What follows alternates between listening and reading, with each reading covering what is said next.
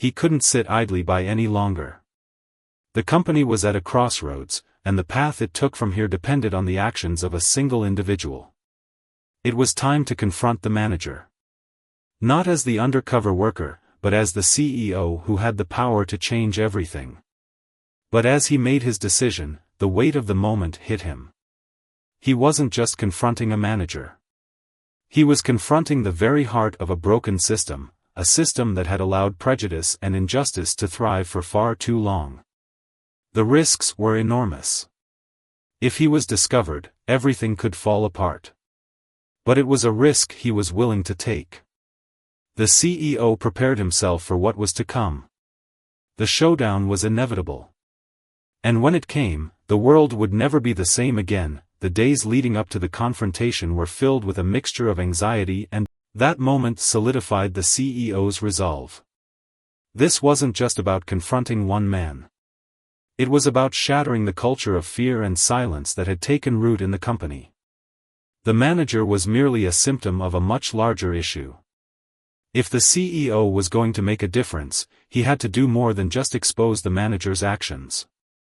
He had to change the way the company operated, from the top down. The following day, the CEO decided it was time to make his move. He could feel the weight of the decision pressing on him, but he knew that if he waited any longer, the situation would only worsen. He walked into the manager's office, his heart pounding in his chest. The manager looked up from his desk, his eyes narrowing as he saw the unfamiliar face standing in the doorway. "What is it now?" the manager sneered, his tone dismissive. The CEO took a deep breath, stepping forward, his gaze steady. "I need to speak with you. Now." For a moment, the manager said nothing. The tension between them was palpable. Then, with a mocking laugh, he gestured to the chair. The CEO sat in the manager's office, the silence hanging heavy between them. For a few moments, the manager simply stared, his mind struggling to process the reality of the situation. He was no longer in control, no longer the one holding the power.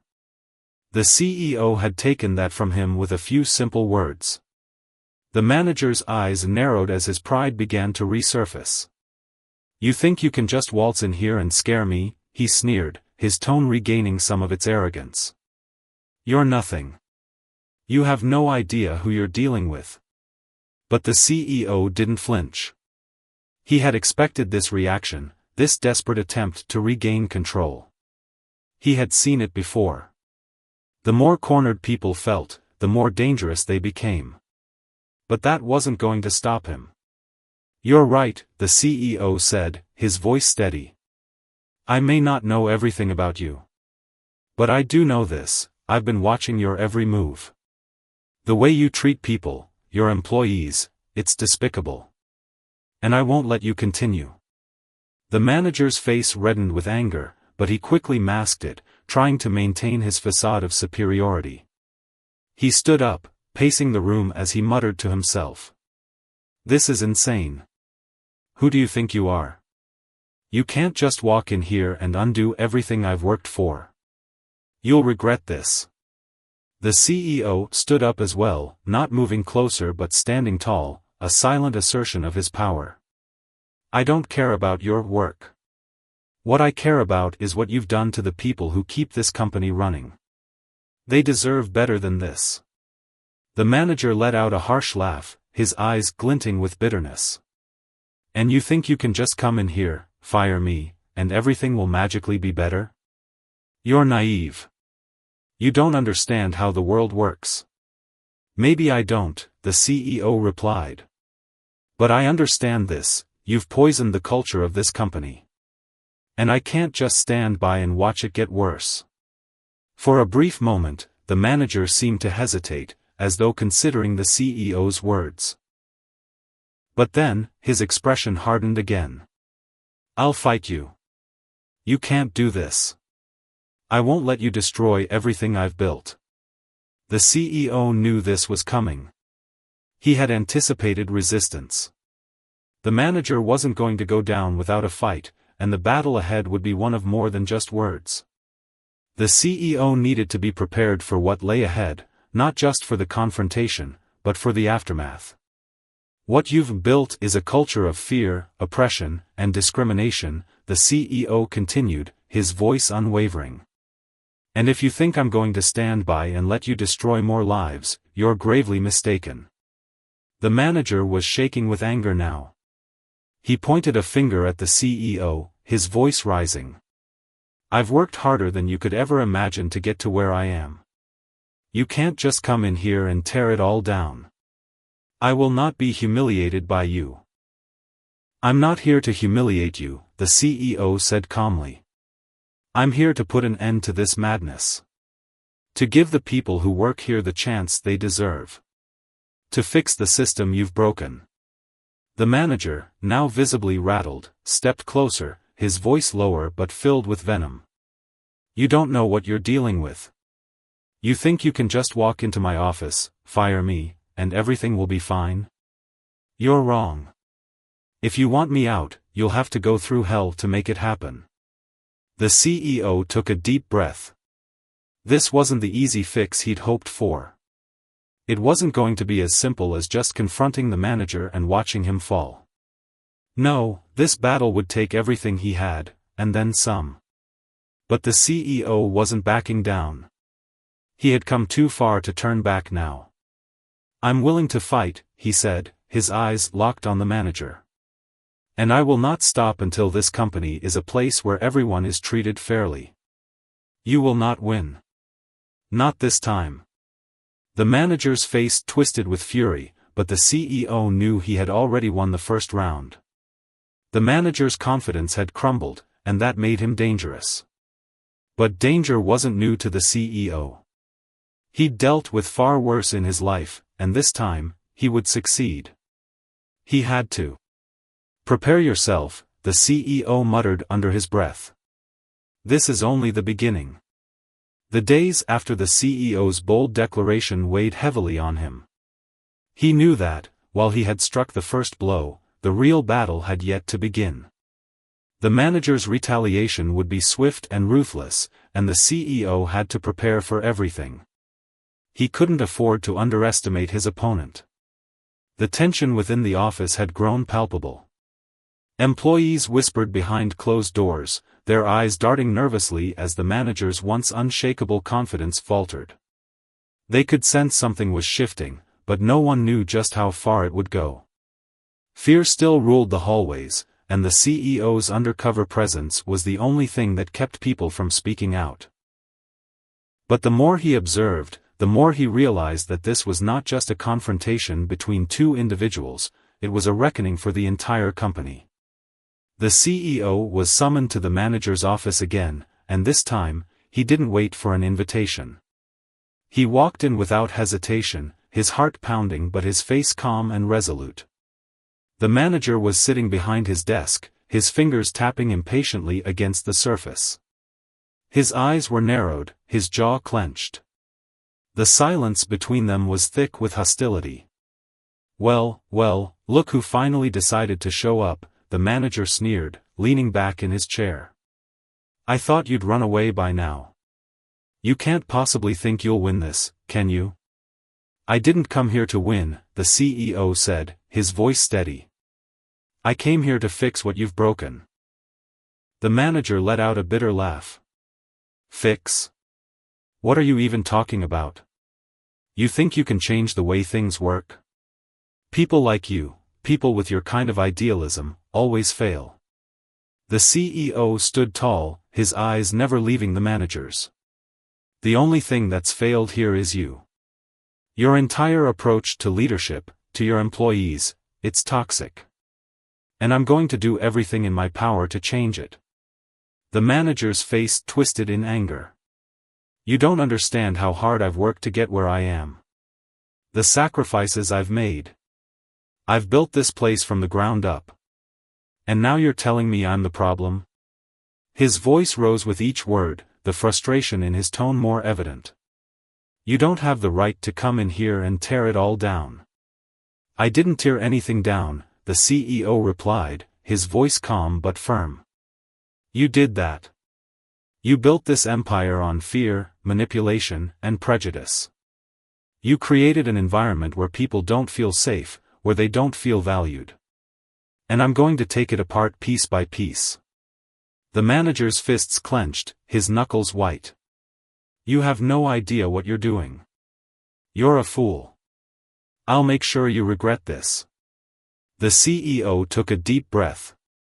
He knew that the manager's words were just the beginning.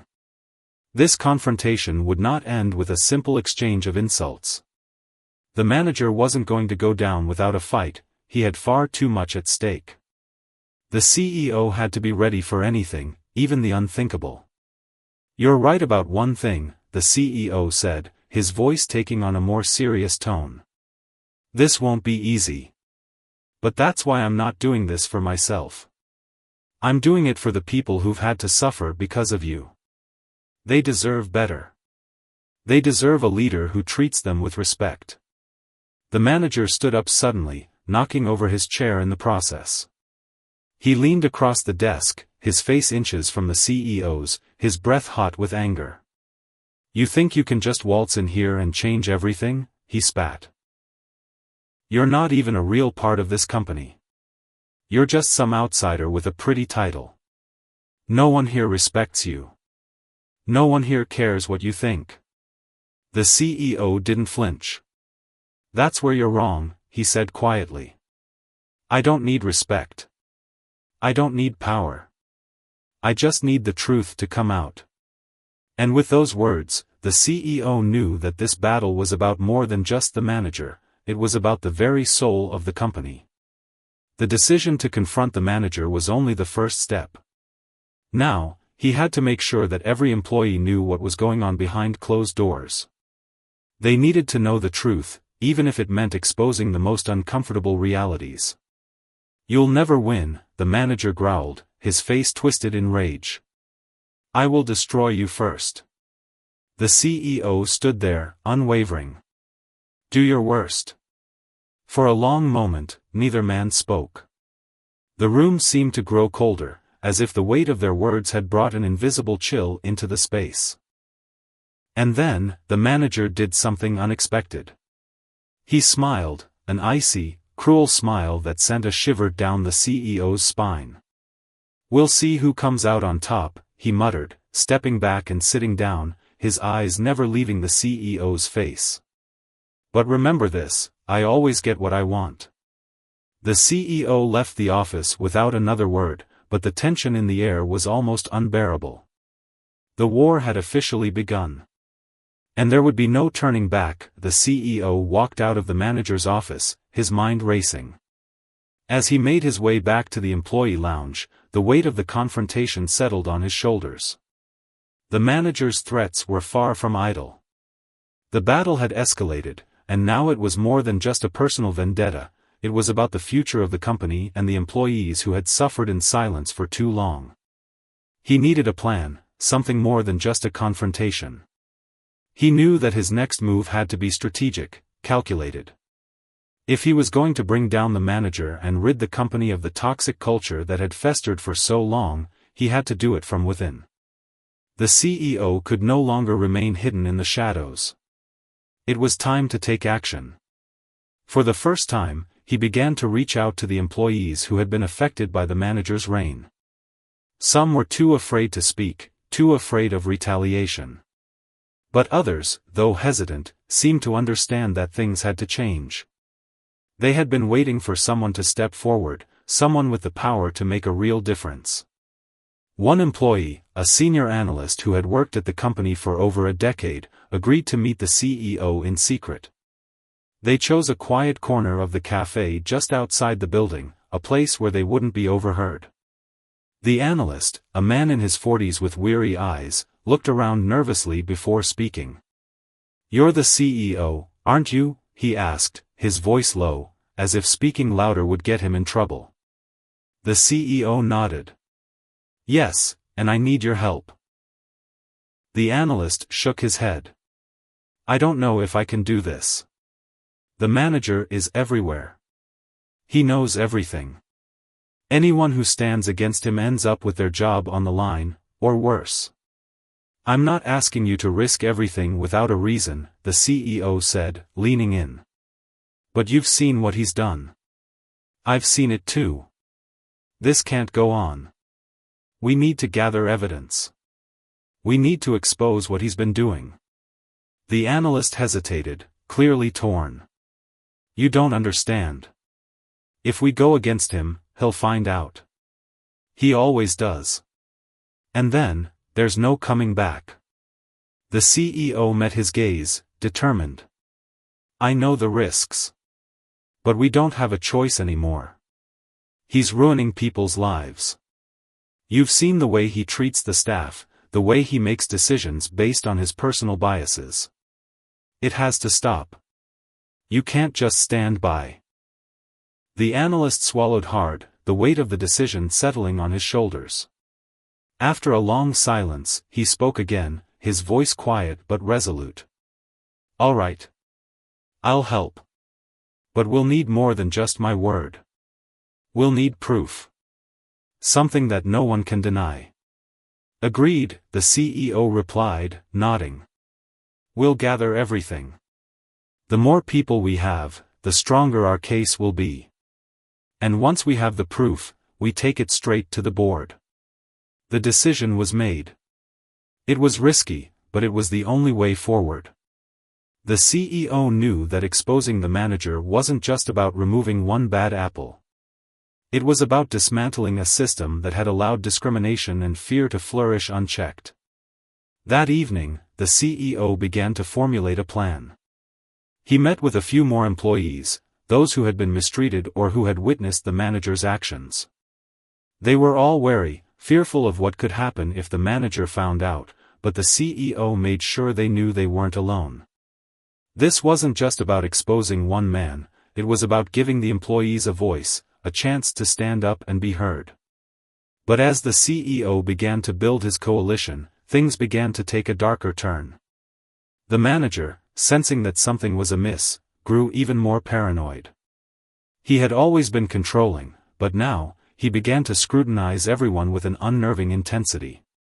His eyes were constantly watching, searching for any hint of rebellion. The tension in the office grew thicker by the day, as whispers of betrayal spread through the halls. It was clear the manager was on edge, and his paranoia only made him more dangerous. But the CEO was undeterred. He had the support of the employees, and together, they would bring the truth to light. Then, just as things were beginning to fall into place, the manager made his first real move. He sent an email to the CEO, requesting a meeting. The subject line simply read, "You and me." Now. The CEO's heart skipped a beat.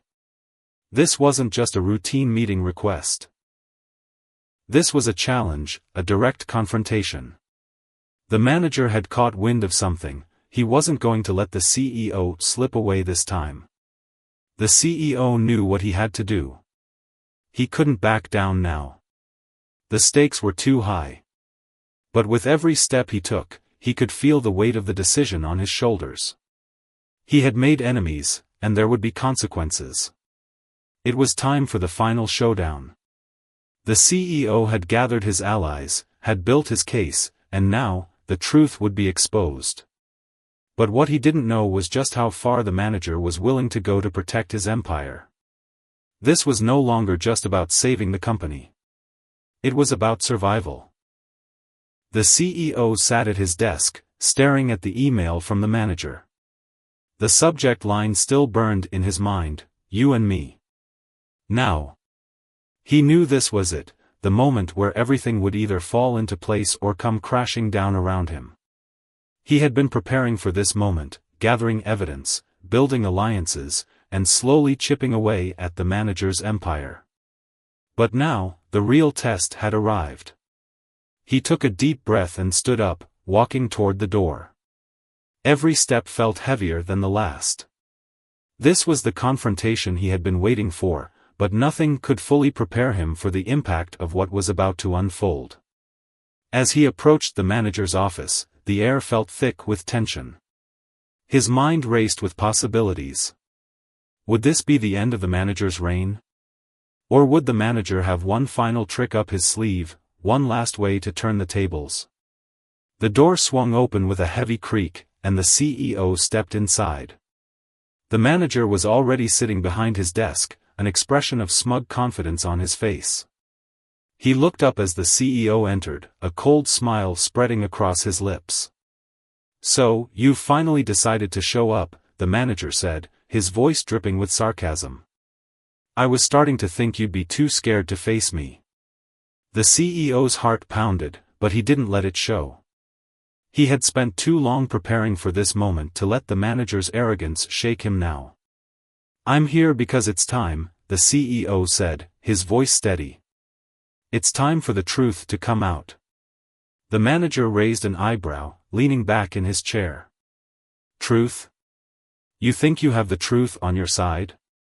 You've been spying on me, gathering your little army of disgruntled employees. But do you really think they'll stand by you when it all comes crashing down?"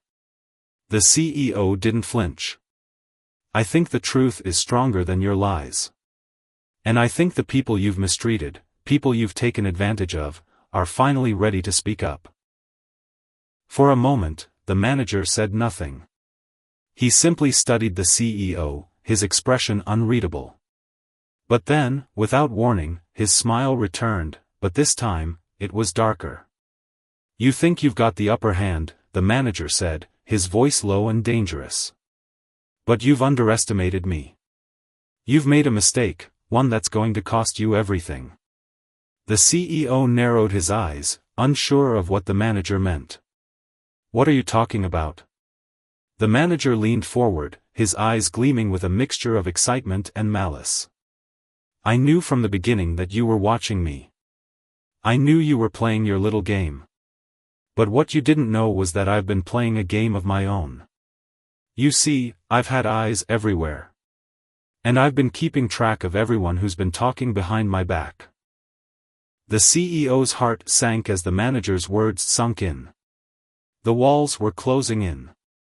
He had thought he was in control, that the evidence he had gathered was enough to expose the manager's wrongdoings. But now, it seemed that the manager had already been one step ahead. "You're not the only one with allies," the manager continued, his voice dripping with triumph. "I've been working with people on the inside, people you trust. People who've been feeding me information about everything you've been planning." The CEO felt the ground shift beneath him. He had trusted his allies, trusted them to be on his side. But now, it seemed that one of them had betrayed him. The realization hit like a punch to the gut. "No," the CEO whispered, his voice filled with disbelief. "That can't be true." The manager's smile widened. "Oh, it's true. You thought you had everything figured out, but I've been orchestrating this from the beginning. I knew you'd try to bring me down.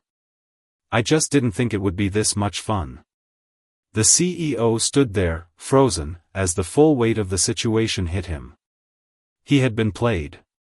The manager had turned his own plan against him, and now, the truth was more elusive than ever. In that moment, the CEO realized that this wasn't just a battle of power, it was a battle of trust. He had put his faith in people who had let him down, and now, everything he had worked for was on the verge of crumbling. The manager leaned back in his chair, savoring the moment. "I knew you'd come for me. I knew you'd try to expose me. But you're too late. The damage is already done." The CEO clenched his fists, his mind racing. But deep down, he knew there was one thing he couldn't afford to do: give up. The stakes were too high, and the fight wasn't over yet. He would have to regroup, find out who had betrayed him, and finish what he had started. The manager may have won this round, but the game wasn't over. Not by a long shot.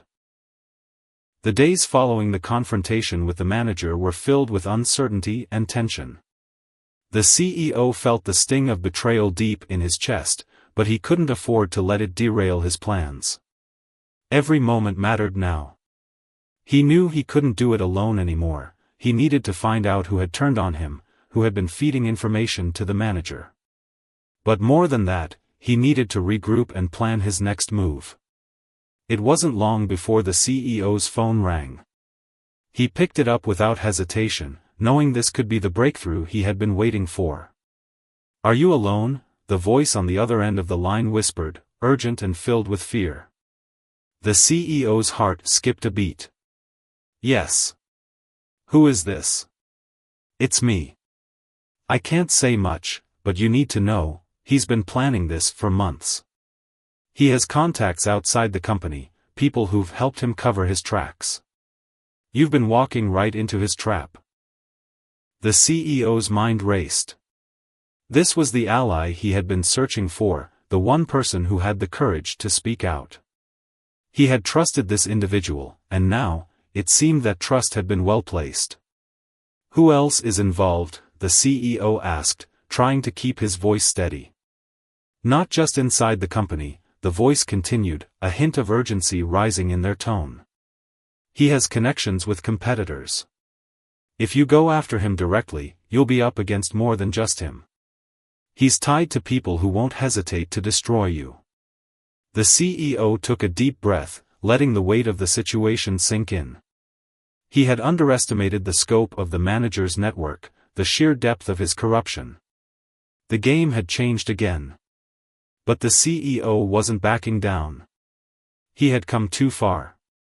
"Thank you," the CEO said, his voice resolute. "I'll handle it from here."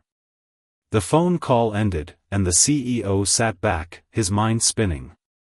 The manager's empire wasn't just built on fear and manipulation, it was also built on alliances that stretched beyond the walls of the company. But now, the CEO had a choice. He could either step back and allow the manager to continue his reign, or he could fight back with everything he had. The CEO chose to fight. That evening, he gathered the few employees who had stood by him, the ones who had been too afraid to speak out but had trusted him enough to give him the truth. He shared everything he knew, everything he had uncovered. Together, they made a plan to gather the evidence needed to expose the manager and his web of deceit. The next few days were a whirlwind of activity. The CEO worked in the shadows, coordinating with his allies, tracking down information, and preparing for the ultimate confrontation. He couldn't let the manager get away with this, he had to take down the entire corrupt system. The stakes had never been higher. Finally, the day arrived. Armed with a trove of evidence, emails, documents, recorded conversations, the CEO marched into the boardroom, his heart pounding with anticipation. The board members, who had been blind to the manager's actions, were sitting around the table, looking uncertain and nervous. The CEO took a deep breath and set the documents in front of them. "I'm here to expose the truth," the CEO said, his voice cutting through the tension. "For too long, this company has been ruled by fear, by prejudice, by corruption. And I'm here to end it." The room went silent as the board members looked at the evidence before them. They couldn't deny what was right in front of their eyes. The manager's actions, his ties to outside companies, his manipulation of employees, it was all laid bare. One by one, the board members began to speak up. The truth could no longer be ignored. The manager's reign was over. Hours later, the manager was escorted out of the building, his face pale with shock and rage. His empire had crumbled, and there was nothing he could do to stop it. As the CEO watched him leave, he couldn't help but feel a sense of relief. The battle had been long and hard, but in the end, justice had prevailed. But the victory was bittersweet. The CEO knew that there was still much work to be done. The company had been wounded, scarred by years of mistreatment and inequality. But now, with the manager gone, there was a chance to rebuild, a chance to make things right. Over the next few months, the CEO worked tirelessly to restore the company's integrity, focusing on creating a culture of fairness, respect, and transparency. It wasn't easy, and the road ahead was filled with challenges. But the CEO was determined. He had learned that leadership wasn't about power, it was about making the right decisions, even when they were the hardest. And as he stood at the head of the company, watching the employees come together to rebuild, the CEO knew that the true victory was in the lessons he had learned along the way. Part 9. The lesson. The experience had changed the CEO in ways he hadn't anticipated. He had entered the battle thinking that exposing the manager's wrongdoings was enough, but he had discovered something far more profound. True leadership wasn't just about fixing what was broken, it was about understanding the heart of the people you led. In the end, the CEO realized that standing up for what's right often meant standing alone, especially when the odds were stacked against you. But it also meant that, in the end, the right decisions would bring about the change needed to heal and grow. The company, once a place of fear and corruption, had begun to transform into a space of trust and opportunity. Employees no longer lived in fear of retaliation. They spoke up, shared their ideas, and collaborated without hesitation. The company's culture was no longer defined by a single man's prejudice, it was defined by the collective strength of the people who worked there. And through it all, the CEO learned that true success was not measured by the accolades or the bottom line. It was measured by the impact you had on the lives of those around you. By the way you treated others, by the way you empowered them to be their best selves. He had set out to destroy a toxic system, but in the end, he had built something far more valuable, a legacy of integrity, fairness, and leadership that would last for generations. And that, he knew, was the greatest victory of all. Hours later, the manager was escorted out of the building, his face pale with shock and rage. His empire had crumbled, and there was nothing he could do to stop it. As the CEO watched him leave, he couldn't help but feel a sense of relief. The battle had been long and hard, but in the end, justice had prevailed. But the victory was bittersweet. The CEO knew that there was still much work to be done. The company had been wounded, scarred by years of mistreatment and inequality. But now, with the manager gone, there was a chance to rebuild, a chance to make things right. Over the next few months, the CEO worked tirelessly to restore the company's integrity, focusing on creating a culture of fairness, respect, and transparency.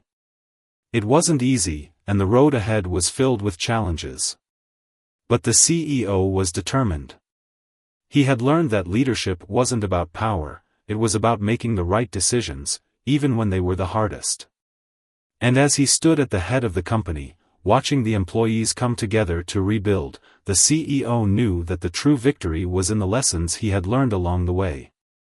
The experience had changed the CEO in ways he hadn't anticipated. He had entered the battle thinking that exposing the manager's wrongdoings was enough, but he had discovered something far more profound. True leadership wasn't just about fixing what was broken, it was about understanding the heart of the people you led. In the end, the CEO realized that standing up for what's right often meant standing alone, especially when the odds were stacked against you. But it also meant that, in the end, the right decisions would bring about the change needed to heal and grow.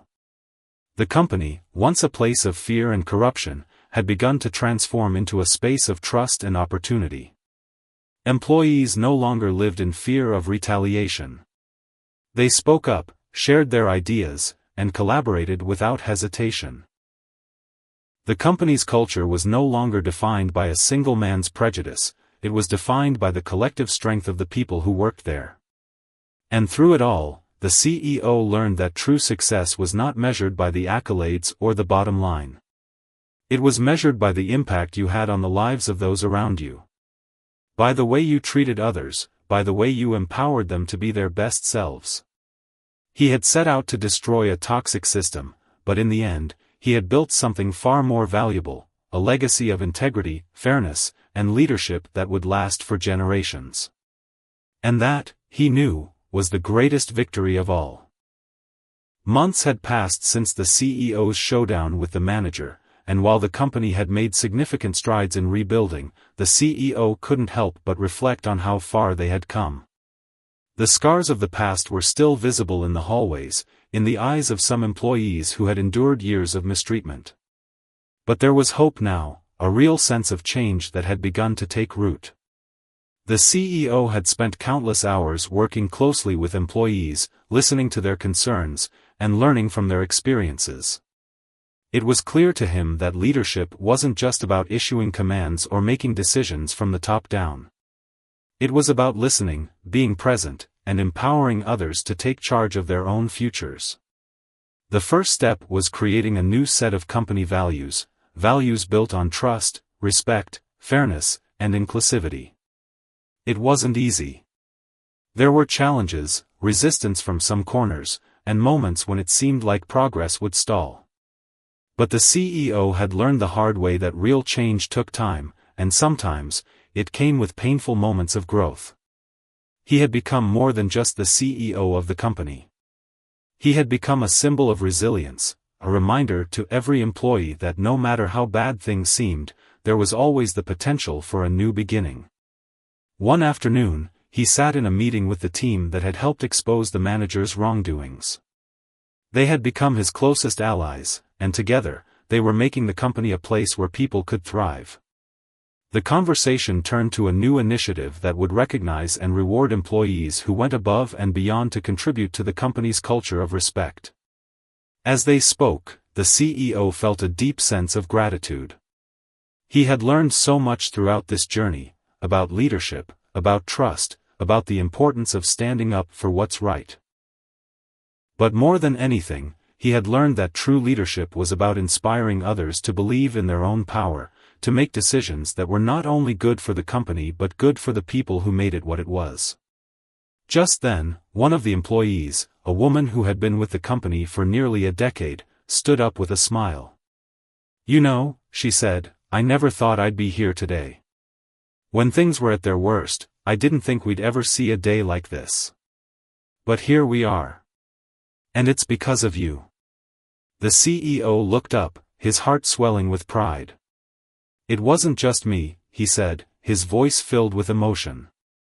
"It was all of us. Every single person in this room. Every person who stood up for what they believed in. We're in this together, and we're going to keep building this place into something that's not just successful, it's something we can all be proud of." As the meeting came to an end, the CEO walked out of the room, feeling a sense of peace he hadn't felt in a long time. The battle had been difficult, but it had been worth it.